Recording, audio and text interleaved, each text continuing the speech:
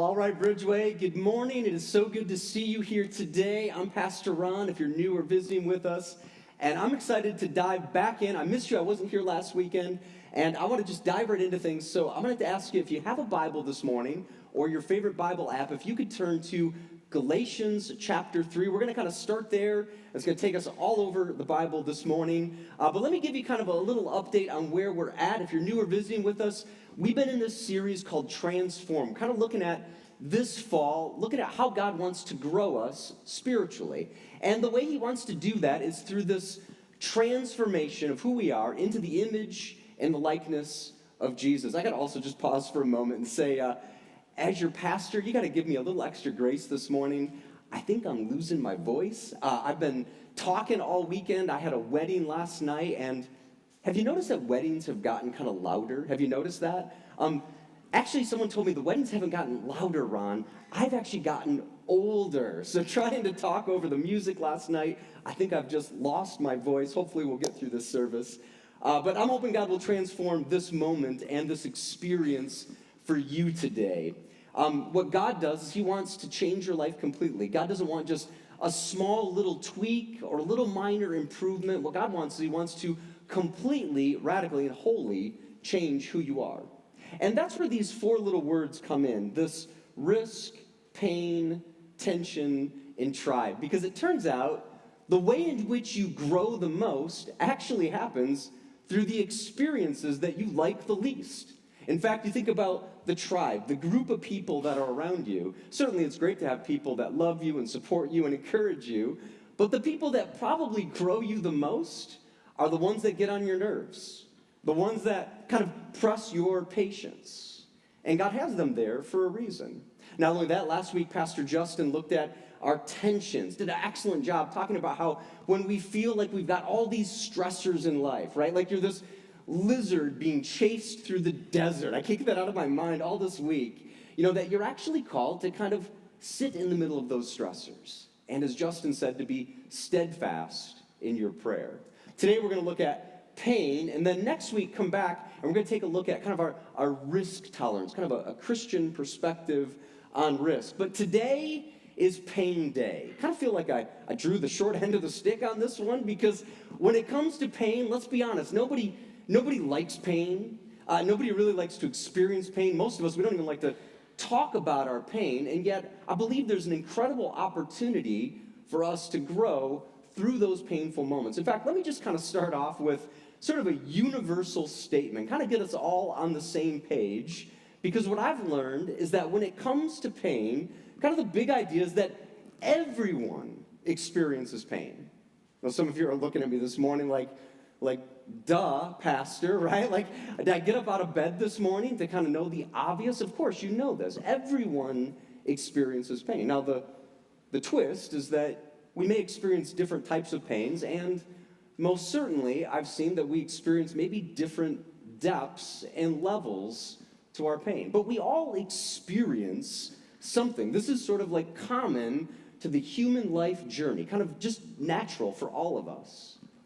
And in a room this size, I can imagine, especially most of us being adults in the room, we've experienced some common pain together. In fact, you've probably experienced at some point in your life the loss of a loved one. And we call that grief. And for some, you can stay stuck in that pain for a really long time. Maybe some of you experienced relational pain.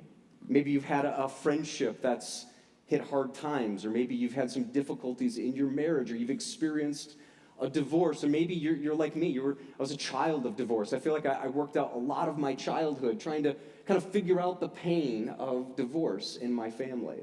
Maybe you've experienced the pain of just a bad choice, right? And you've got kind of this pain point that keeps leading you back into habits, in addictions. Maybe you've experienced some financial pain. Oh, why did I make that investment? Or why did I make that purchase? Maybe your income was here and your purchase was here, and there was a lot of pain associated with that. And you're kind of still reeling. Oh, why did I go to Art Van over a holiday weekend, right? Like just pain on top of pain. Probably the thing that we have all experienced, and probably the thing that we're most willing to talk about, is our physical pain. Everyone experiences some amount of physical pain. In fact, I wasn't here last week because I was doing a little thing I really like to do called triathlon. That's maybe what some of you would consider kind of a self-inflicted pain. I really enjoy it. In fact, thank you so much for many of you that reached out and texted me and messaged me and just encouraged me. It's one of the ways in which I care for my body is by doing these long-distance triathlons of swimming and biking and running. And the reality is, in a triathlon, everyone hurts, everyone experiences pain. Last weekend's race was kind of unique. It was a pro field, so I got to toe the line with a bunch of professionals. And it was obvious to me watching the professionals run that whether you cross the finish line in first place or in last place, it doesn't matter. It's a painful process to endure. And one of my favorite moments is seeing people overcome their pain. To see people kind of overcome with endurance these moments that allow them to achieve what God has called them to. In fact, one of the things that was really cool is last weekend, my friends, Johnny and Jeff Agar, were at this race as well. If you don't know the Agars, they're actually from Rockford. If you've been out on the White Pine Trail, you might have seen them jogging or biking by from time to time. But even though we did the exact same race, I think this race was much harder for Johnny and Jeff Agar. It's a father-son duo. It was a harder race for Johnny because he was born prematurely with cerebral palsy. And every day is a reminder of the physical pain that he's in. And I think the race was much harder for his father, Jeff, who had to tow Johnny in a little lifeboat on the 1.2-mile swim. And then they transferred Johnny to a bike cart, and Jeff, his dad, towed him across the 56 miles on M22. And then, as you see in this picture, Jeff pushed Johnny 13.1 miles in the half marathon. I've been to lots of races with Johnny and Jeff, and they have to meet the same cutoffs, the same time requirements as every other person in that race.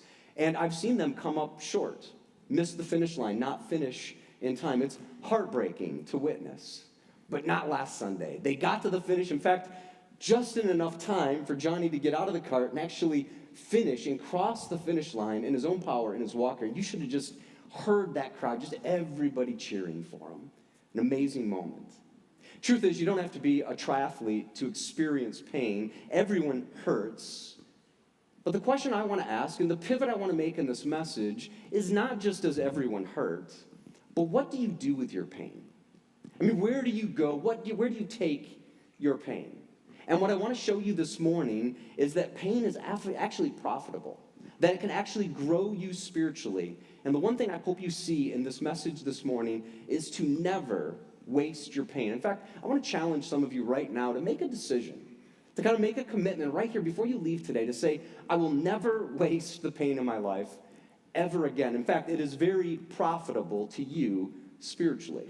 You can choose how you're going to grow spiritually through your painful moments. I actually believe of the four things we're looking at in this series, pain has been the greatest teacher in my life. I believe with all my heart that you can learn from your losses, that you can improve from injuries, you can actually gain from pain. But like much of this series, it requires that you shift in your mind, that you make a decision and a choice to say, I'm going to give God all the glory from these experiences. I'm going to not just go through pain, but I'm going to grow through pain.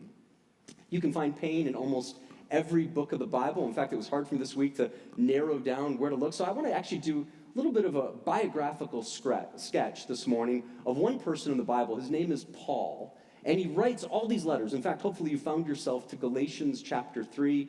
He is an amazing man. When he kind of gets his life on track with God, he's unstoppable.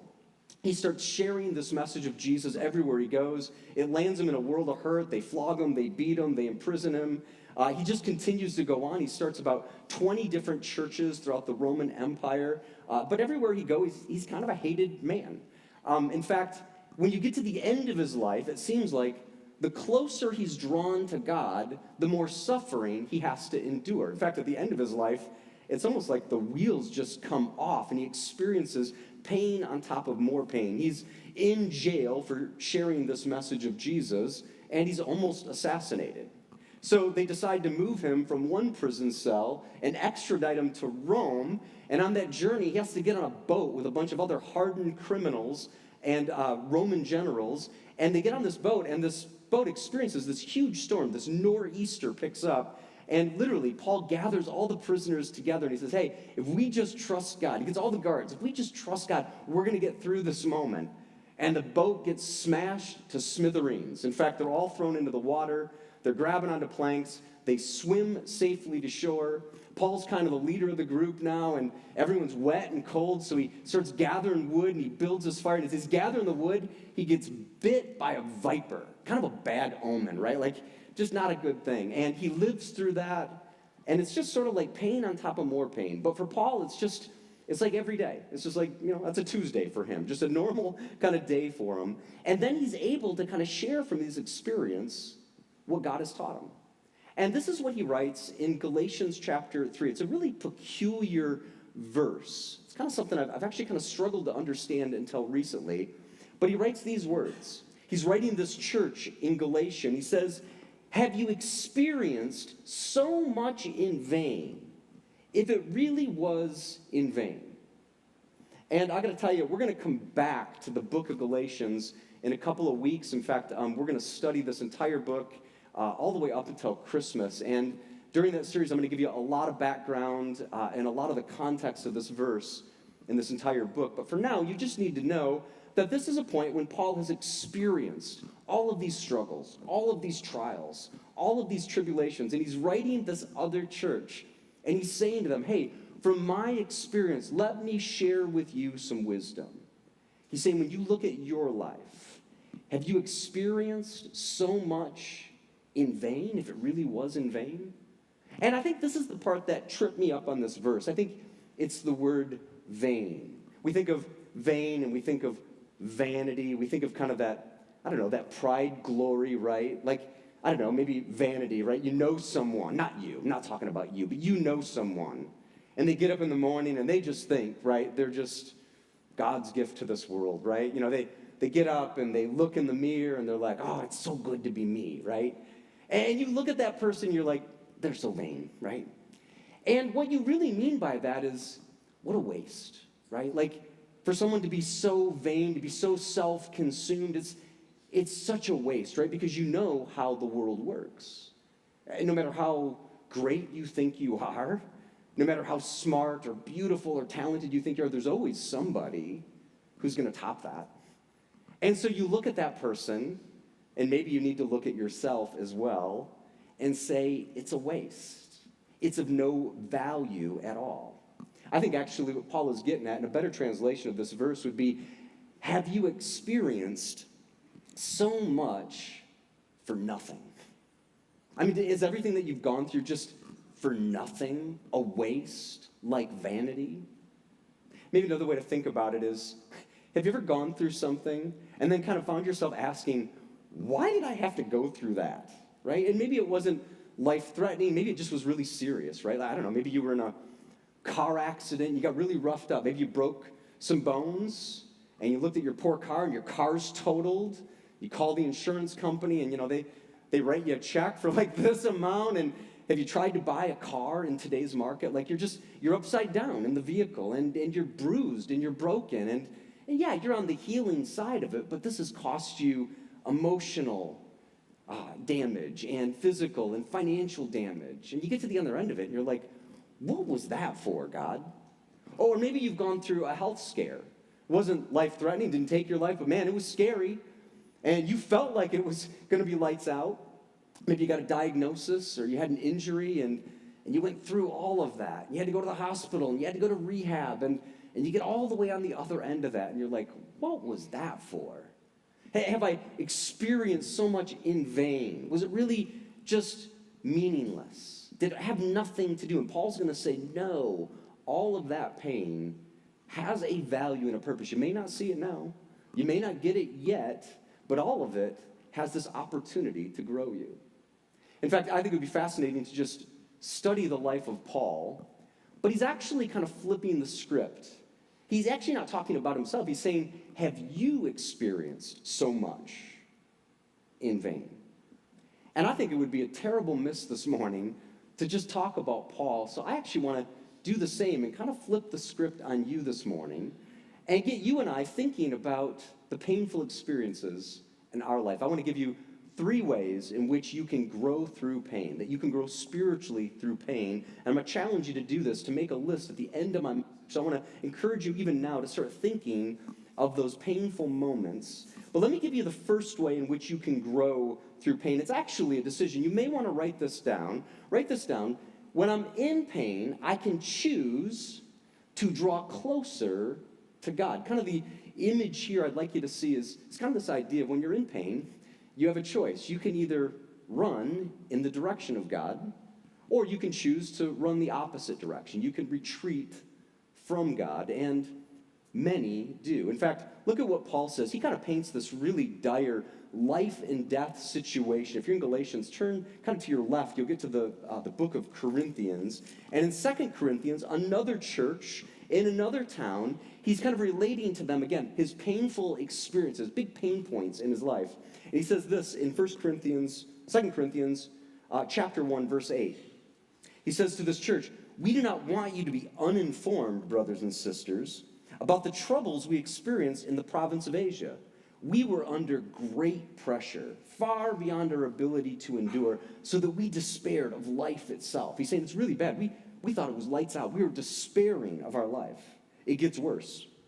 Verse 9, "Indeed, we felt we had received the sentence of death. But this happened that we might not rely on ourselves, but on God who raises the dead. He has delivered us from such a deadly peril, and he will deliver us again." I love these words from Paul. He's saying, when the chips were down, right? When things were out of my control, like beyond my human ability. Notice he doesn't say, well, I just pulled myself together, right? And you should too. Pull yourself up by your bootstraps, right? He doesn't say that. He says, when I was in that moment of life and death, this was a moment when I had to rely not on myself, but on God. You see, if the trigger is pain, then the healing mechanism is not to self-medicate or not to push God away, but it's actually to rely on God, to come closer to God.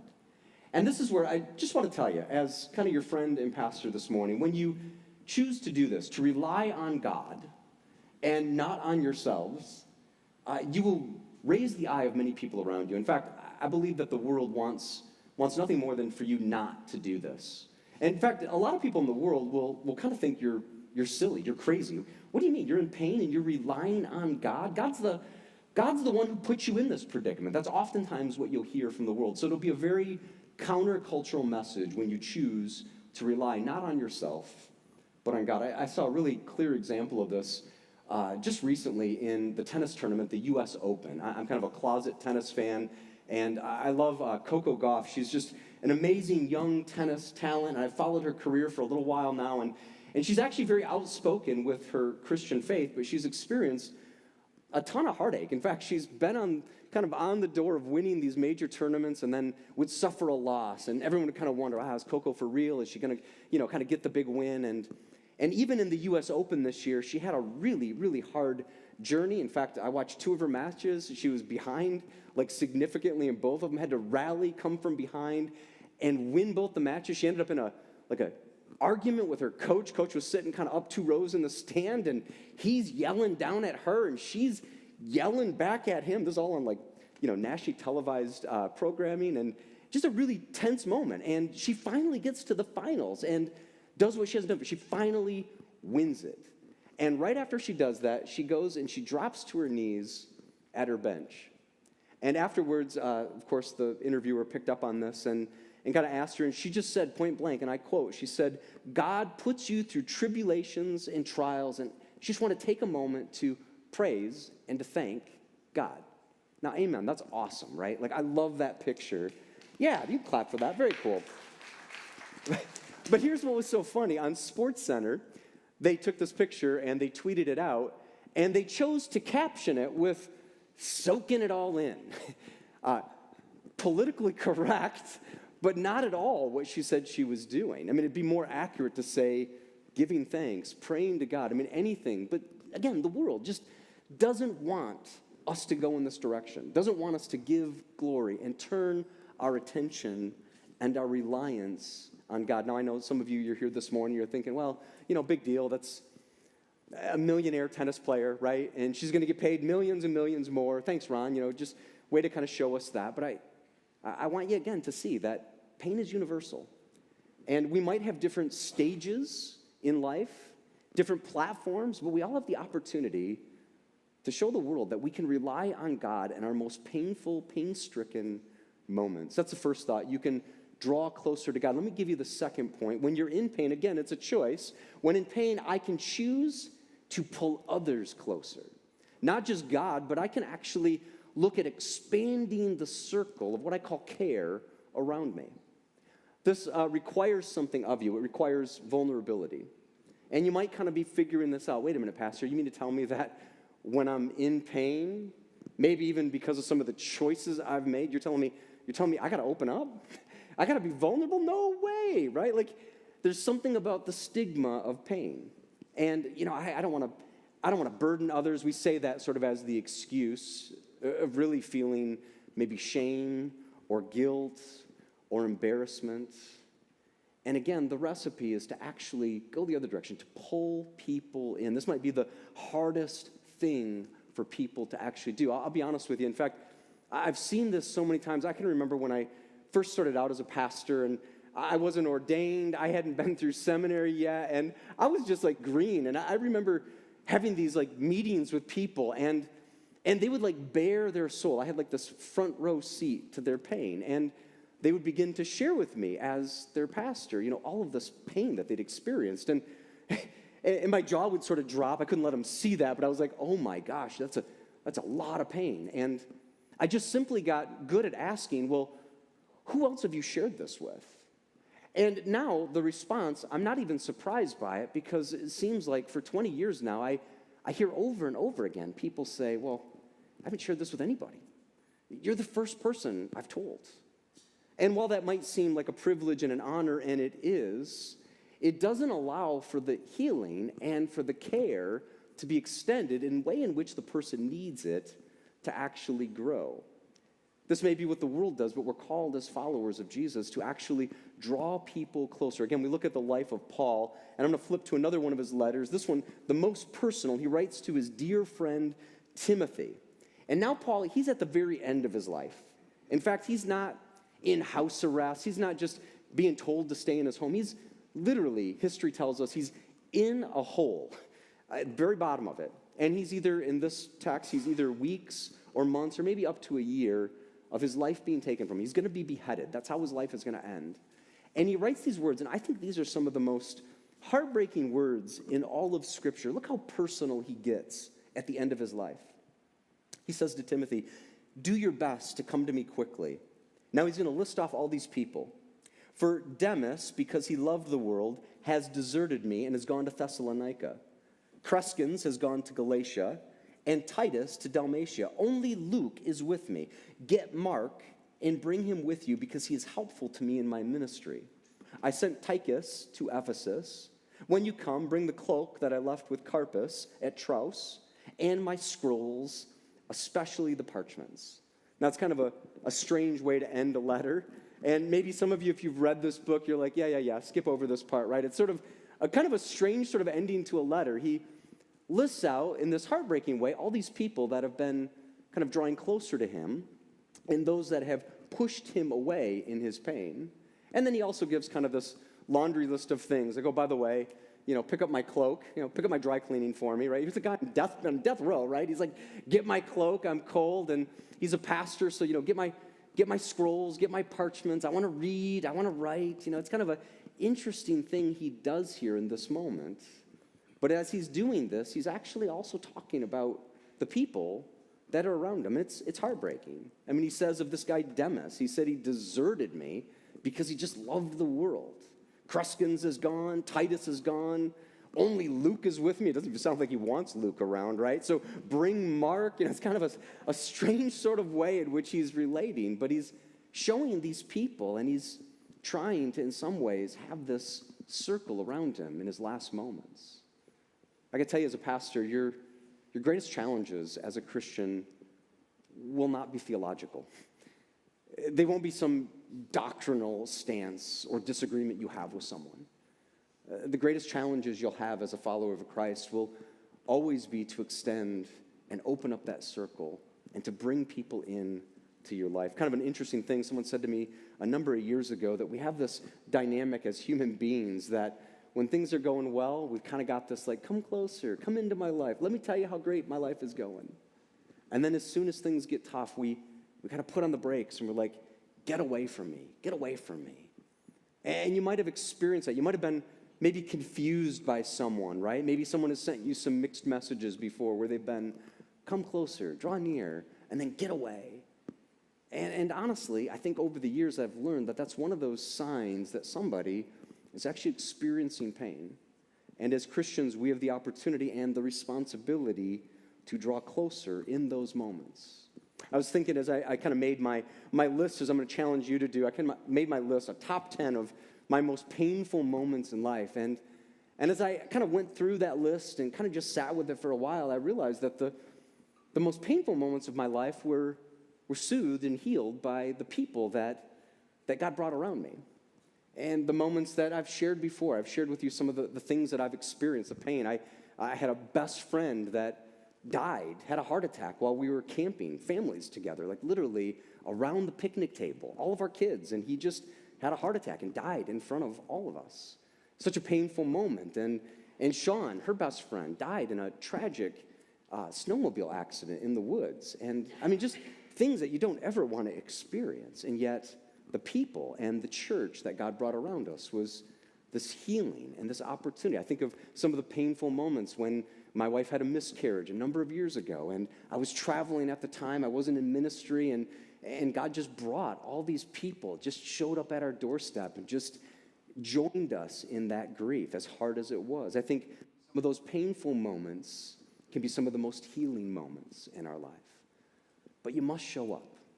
And you have to show up in a real way, kind of the letters IRL, right? Like in real life. Not a text or a post, but to actually say, I'll enter in to the moment that you're experiencing. That's where real healing happens. You need to draw closer to God. You need to pull others into your pain. And let me give you the last way. You might want to write this down. The last way you can grow through your pain is, again, a choice to say, when I'm in pain, I can choose to help others. I can take this pain and I can turn it outwards. I would call this a redemptive use of pain. Look at what Paul says in 2 Corinthians. He says, God of all comfort, who comforts us in all our troubles so that we can comfort others. This is really where we can take the pain we've experienced and then use it to help others. Did I go through all of that in vain for nothing? Paul would say, no. You can use that to help and to heal someone else if you choose to, if you let it.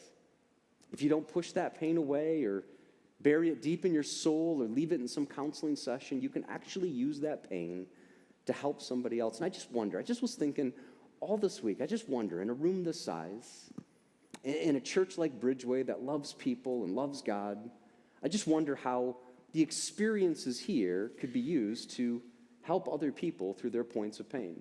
You know, one of the things, especially if you're new here at BridgeWay, is we place a high value on life together. In fact, it's one of our core initiatives in our 10-year vision, really trying to help the church have this life together process where you're not alone, where you have a group of people. We call that a small group or a rooted group, or at least one other person who cares about your spiritual life. We truly believe it's not just a ministry, it's a way of life here in the church, that life is better together. So I want to give you one thing you can do. Kind of my challenge to you as I wrap this message up this morning is what I've already said, and that's to make a list. Make a list of your most painful experiences. Now, I spent a lot of time. I got like a top 10 list, and I don't think you need to do that. In fact, if you got through your top 3, 4, maybe 5 painful experiences, and you list them out, and I'll tell you, just some of the things that were on my list were the time when my mom died, and the time when I experienced burnout, and when I had a heart attack. I was thinking about some of those moments. And you'll have a list too. And on your list, I want you to then start working through these questions. Because of this pain, am I closer to God or further away? Maybe another way to think about it is, am I Am I better because of this experience? Or am I carrying some bitterness towards God? Another question to ask is, who's with me? Who have I pulled in to my pain to help grow through this experience? And then finally, the last question is, who can I help? Maybe you're at a point of healing in your pain, and you can turn this pain into something good for someone else. That's my hope. I believe truly that this could be one of the most transformative experiences for your life and the best healing available for your soul. If you would bow your heads and pray with me, please. God, I want to thank you for the lives you've given us. And while the truth is our lives are not easy, they are hard and they are painful in times. They are also sweet and filled with great joy because of your love and your grace and your power and your strength. God, I just want to pray for this church and for everyone within the sound of my voice, that you would help us to process our pain in a way in which you get all the glory and all the honor. And God, I know in my life, I'd rather not deal with my pain. I'd rather bury it away. And God, I just pray that you would do the hard work.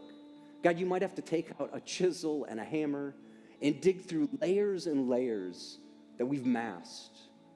But God, may we do that work so that we can give you all the glory and we can draw closer to you in all of our lives. God, we give you this time and we give you our voices as a gift of worship. We thank you and we praise you. It's in your name we pray. Amen.